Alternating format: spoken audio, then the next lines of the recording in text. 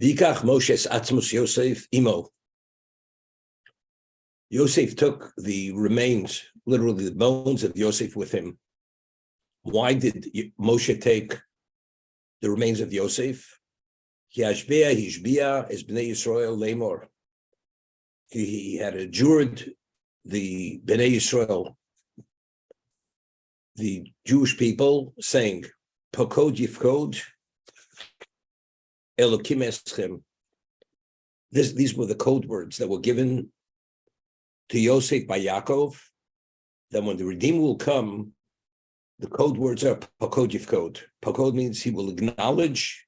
It's not only remembering, we say the Yalav Yavo on Rosh Chodesh or on Yom Tiv, we say Yizochev Yipoked. He will remember and Yipoked. We find by Sari Menu, when she was told that she was going to conceive and have a child, it says Vayifkod Esora, Vayifkod. The word is Vayifkod, meaning when one acts on something you remember, that's called Pikido. It's actualizing on what originally you remembered. Pokod Yifkod, meaning that's actualizing the promise. That's Pokod Yifkod. Elokim eschem, va'alisem esatzmosai mizeitchem, and you will remove my bones, my remains, mizeitchem. Mizeitchem.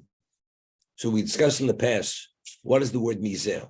If the word mizer, what is from this together with you? If we would have just said, halisem esatzmosai itchem, you will take my remains with you. What's mizeitchem? From this, what is from this? We'll see in a moment.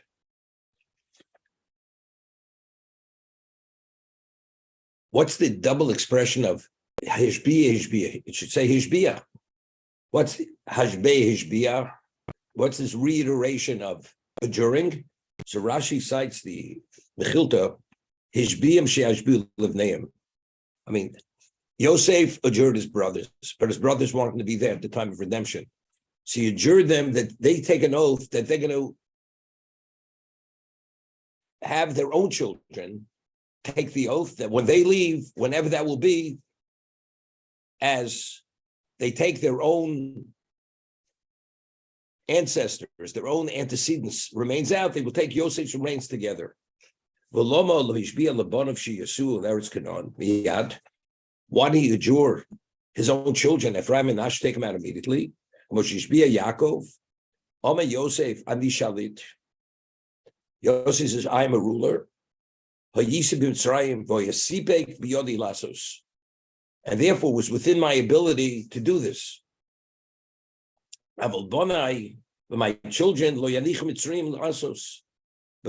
children, the Egyptians will not allow them to do what I did, because I'm a ruler. Therefore, you adjure them, that when they'll be redeemed and they'll leave that location, Egypt, they should take his remains with them. Okay? There are a number of things here which are interesting.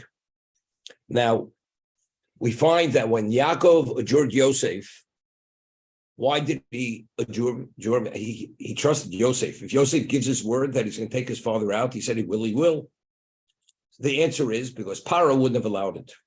As much as Yosef is the viceroy and he has all this power, bottom line, Paro was the king, he would not allow it. So he says, when Yosef finally, Yaakov passes away and Yosef goes to Paro and says, I want to take my father out of Egypt.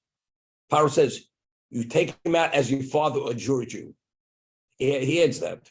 He should say, you take your father out because that's what you want. But it's only because your father adjured you, he made you take an oath. So Rashi over there immediately cites the famous Medrash that Yosef knew 71 languages, Paro only knew 70 languages. He was sworn to a secret never to divulge that. And Yosef took the oath never to reveal that he knows one language, 71, more than 70. Why? Because if it would have known that he knows one more, Paro would have been dethroned. We explained this why.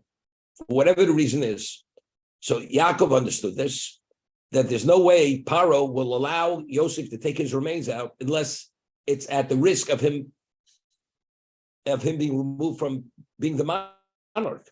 So therefore, Yaakov adjured Yosef, and if Paro would say to Yosef, it's irrelevant, you took an oath to your father. So if Yosef will say to Paro, as my oath to my father is irrelevant, my oath to you is irrelevant. Therefore, Paro, when he allowed Yosef to take the remains of Yaakov out of Egypt, says, as your father made you take an oath. That's the only reason why I'm allowing it. But if not for that, I wouldn't have allowed it. Because if your father's oath means nothing, he also would say your oath means nothing. My oath to you means nothing. Okay? So if that is the reason, we see that Yosef, even though he's the Shalit, even though he's the ruler of Egypt, without this issue that Paro has this issue that it may be divulged, he wouldn't let him out. Here Rashi's saying, what's the reason why he didn't ask his children to do it? Because he was the Shalit, he was the ruler. He was able to do this. His children not being in that position, they could, but it has nothing to do with Shalit. It has nothing to do with the ruler, because even if he was the ruler, if he wouldn't have been adjured by his father and taken the oath of Paro, he couldn't have done it even as the Shalit. Simple understanding here. Based on the background on why Yosef was able to take Yaakov out of Egypt.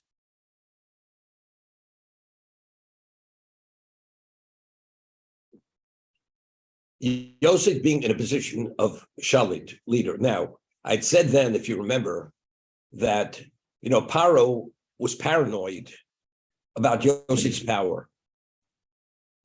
When Paro appoints Yosef to be the viceroy, he says, you realize you have full authority to rule Egypt, except one thing, there's one difference between me and you. I sit on the throne as the king. And he reiterates it. But you remember, I'm the king. Then he gives him an unusual name. He gives him a title. What's the title? Sofnas Paneach. So Yosef was known as Sofnas Paneach. What does Sofnas Paneach mean? The revealer of the hidden. And who does he give him as a wife? Osnas Bas Potifera, the daughter of his original master, where he was a slave. So now, let's do some research on what the name Sofnas Paneach. What was the story? Yosef was in a dungeon for 12 years. The wine steward revealed that this man has the power to interpret dreams. And he interpreted the dream of Pharaoh, and he gave the solution, and he saved Egypt. That's how it all happened. So what's his origin? He was a slave originally. And who does he marry? He marries the daughter of his original master. So Paro understands Yosef's ability is so out of the ordinary, unheard of, as he said to his courtiers. Ruach Elokimbo, he has the spirit of God. It's not human genius. He has divine genius. If that's the case, it's just a question of time before Paro goes into the background, and Yosef will remove Paro from power, totally. So how does Paro guarantee that he's in a position of power? By giving him this title and giving him, as a wife, the daughter of his original master. So if Yosef ever even attempts, and he has a sense he's attempting to usurp his authority, he immediately reveals what the name is all about. And people will research it, and sure enough, they'll trace it to the source. This is how he's minimizing, he keeps Yosef at bay. This is how he does it. But factually, Yosef is the power. Yosef is seen in one of a way, as he was called Evrech. Anybody would come to Yosef, they would come on their knees out of respect. That's where they would walk in when they would have an audience. They wouldn't stand or just bow. They would come in on their knees. That's how Yosef was revered. A man of that power, of that reverence, with that aura, he says, by the way, I know 71 languages, Pharaoh knows 70. His words are going to resonate, and people are going to pay attention to what he says. You have an ordinary slave in a dungeon. He says, by the way, I know 71 languages, Pharaoh knows 70. Do you think they're even going to pay attention to him? the words won't even will have no value. It's only because I'm the shalit, because I'm the ruler, and every word I say has that special value. If I should let the word out that I know 71 languages, they're going to really pay attention to that information. And if they do, Paro's out. Paro is going to be defrocked, is going to be dethroned. But my children who don't have that prominence in the eyes of the Egyptians, even if I take an oath, it doesn't mean anything. They don't have the power. He'll just ignore the oath. It means nothing.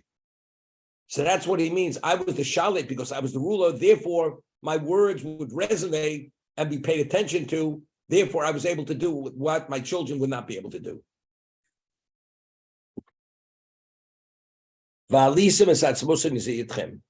And you will remove my remains together with you. He says, you will take my remains out with your remains. So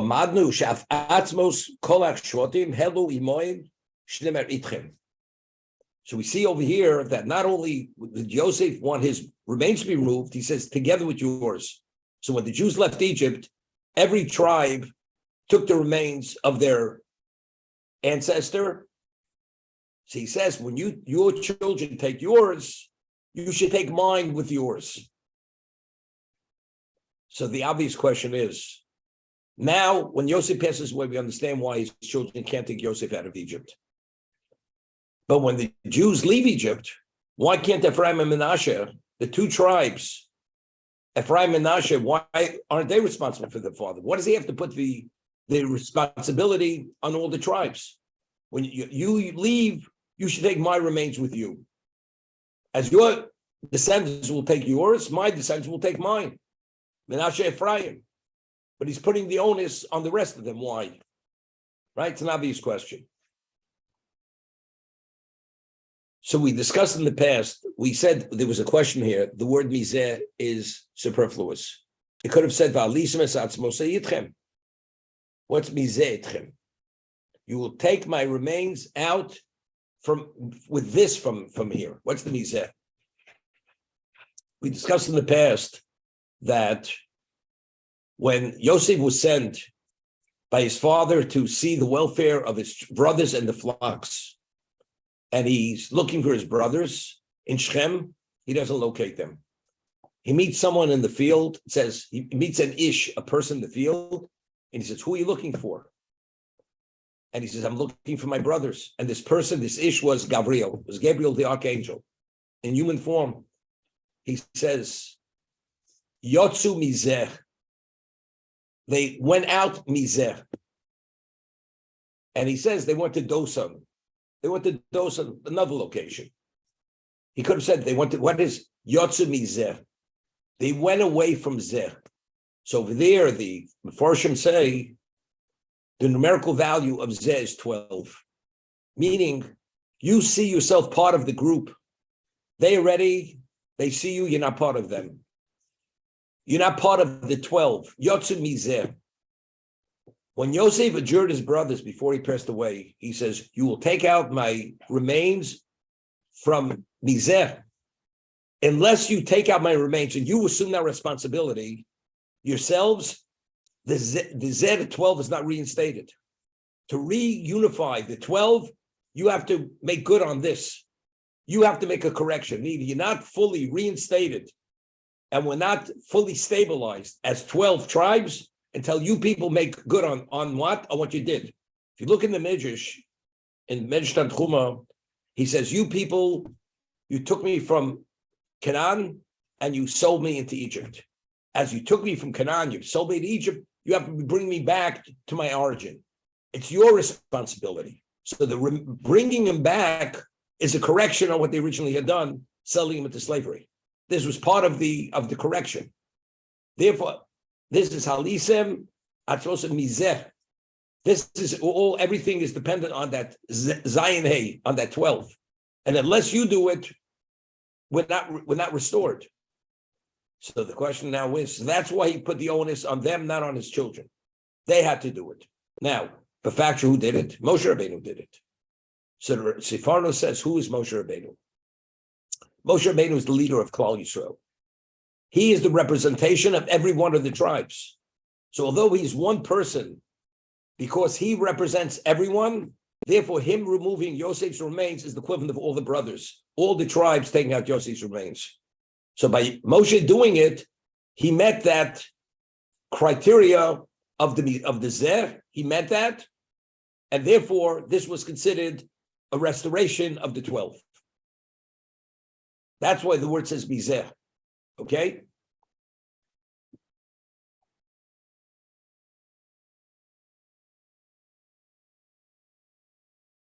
We had said that Yaakov, when he believed Yosef was mauled by a beast, it says he mourned all those years. And he could not be consoled. So Rashi over there says, why could he not be consoled? And he didn't want to be consoled because he had in tradition that if any one of his children die in his lifetime, he's going to Gehenna. And because he believed Yosef died in his lifetime, therefore he's going to Gehenna. Because he's at fault. He didn't merit to establish the 12 tribes. What's this all about? Yaakov at the Har Moriah, when he had the prophecy, he saw the angels ascending and descending the ladder. And he took the 12 stones, if you remember. He took 12 stones and put them under his head. And when he awoke, they were fused into one stone. What did that mean? So the Midrash says there was a Kabbalah, there was a tradition that whichever patriarch, whoever will father the 12 tribes, he is the father of the Jewish people. Yaakov didn't know if he was at a level now that the Gemara says in Shabbos that Avram was not at the level. What's the indication? Because he had an impurity in himself, and that impurity expressed itself in Yishmael. Yitzchak was not the one, because the impurity expressed itself in Esau. Yaakov didn't know if he achieved a level of purification with himself, that he no longer has that impurity. When the 12 stones were fused into one, that was a confirmation where he was at. And therefore he was ecstatic. And therefore it says, Vayisa Raglo, Vayela Chorono. He was like walking on air. So he understood he was the one who was qualified to father the 12 tribes, that ultimately to address the objective of creation, which is Kabbalah Satorah. When he believed Yosef was killed, he understood, or he believed, he forfeited that right. That's due to his own shortcoming. There's not going to be a Jewish people. Therefore, he couldn't be consoled. He grieved all those years. When he heard Yosef was alive, he understood that he's still that person, that his children, due to him, they will meet the objective of creation, that there's going to be a Kabbalah Satorah. That's what so that 12 is crucial. So Yosef says, unless that 12 is restored totally, the Kabbalah Satorah is not going to happen, or it's not going to be the way it should happen. Therefore, he adjured them that when they leave, they have to make this correction. It's not for his children to make this correction.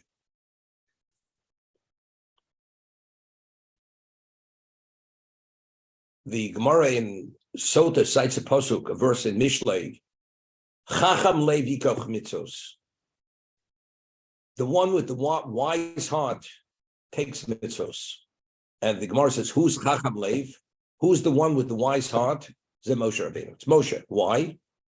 When Moshe was looking for the remains of Yosef, you should know, it was a big problem. When Yosef passed away, the Egyptians did something, and they actually took him, according to one midrash, they put him in a bronze or lead casket, and they sunk it to the bottom of the Nile. And they believed, and because they knew that the only way the Jews could leave Egypt is only if they take the remains of Yosef with them, because that was a prerequisite for the redemption. They can't leave any other way. So if that's the case, they sunk into the bottom of the Nile, and they believed when the Jews were ready to leave, it's impossible for them to even locate it. And even if they could locate it, how could they bring it up from the bottom of the Nile, being in this lead casket, which weighs tons, with all the silt on top of it? So firstly, Moshe didn't know exactly where it was located. Where is it? Serach bas Osher, who revealed to Yaakov initially that Yosef was alive, received a blessing that she's going to live many, many years. So she was alive. She was alive at this time when the Jews were about to leave Egypt, and she left with them. And he went to his aunt. She's referred to his aunt, his old aunt, although it wasn't Moshe's aunt, to find out, maybe she knows. And she says, he's on the bottom of the Nile. That's where he is.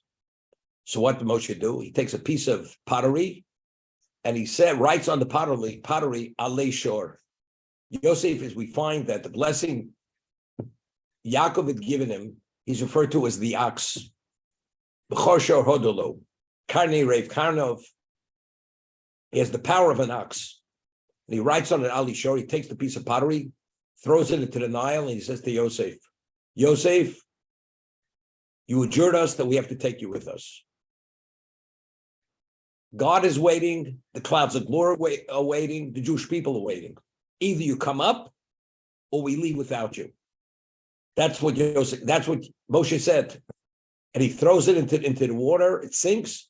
Within a moment, the casket rises to the surface. Moshe takes it out, removes Yosef from this lead or bronze casket, and they leave. This is how it happened.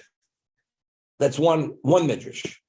Another midrash is they buried him among the royalty of Egypt, but now how do you locate which is his? They were not marked. So he goes to this mausoleum or whatever you want to call it, with all the royalty of Egypt are buried, and he says, Yosef, we're leaving.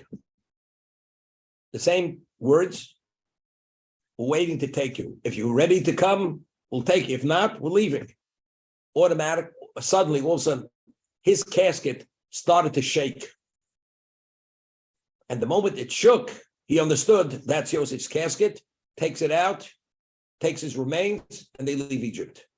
These are the two Medrashim on how Moshe was able to locate the remains of Yosef. Now, the question is, why was Moshe busy with this? Where were the rest of the Jews? Everybody understands, at least the Zakanim, the elders, and Aaron understood this. And people who were of that special echelon of the Jewish people, they understood they cannot leave Egypt unless Yosef's remains are taken with them. Where were the rest of them? They were all doing a mitzvah. What were they doing? Because God says, before you leave Egypt, you should borrow from your neighbors and from your masters silver and gold vessels. They were all doing a mitzvah. That's what they were occupied with. And as we said, the wealth they took out of Egypt was every Jew had minimally 10 donkeys laden with wealth, with gold and silver. That's Achar King Yetziv Chush Gadol. So we're doing it. Because that was a prerequisite to leave. We have to leave with that level of wealth. So why did they choose that prerequisite? And Moshe chose the remains of Yosef. So Shlomo says with his infinite wisdom, Chacham Lev Yikach Mitzvos. Because Moshe was a Chacham Lev. He had wisdom of the heart. And he was one of a kind of Chacham. That's the reason why he chose this. Why is that Chacham Lev? It's simple. It's an open shut case. If we don't take Yosef's remains, we're not leaving. You can have all the wealth in the world, you're not leaving. So why did Moshe choose this mitzvah and not the other mitzvah? And why did other people, weren't they concerned as Moshe was concerned? Now, why everyone else, even people who are of a special level, why weren't they concerned? We're talking about the 600,000 adults above the age of 20, men leaving Egypt. And many of them are special people. So we're thinking about tens and tens of thousands of people who are special, not only the ordinary masses. And if they're aware of this, it'll probably be taken care of. It'll probably be taken care of.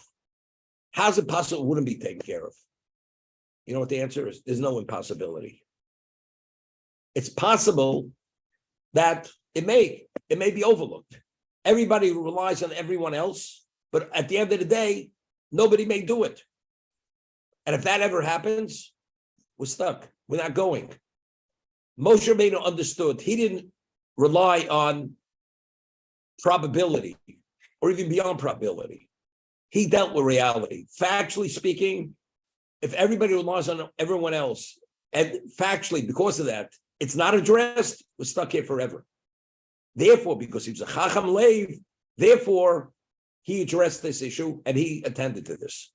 And I always say, it says in Pirkei Avos, Ezel Chacham Haroas Hanolet, right?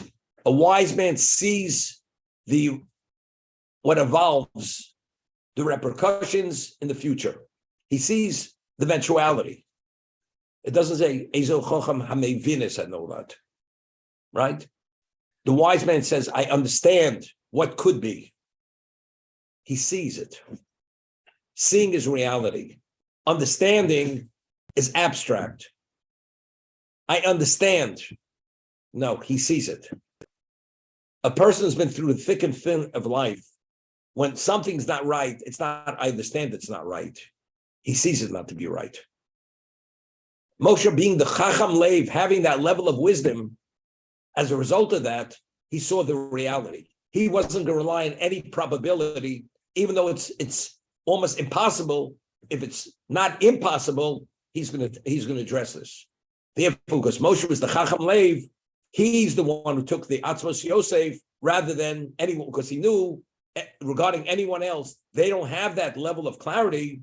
Therefore, it may be overlooked, and therefore we have a problem.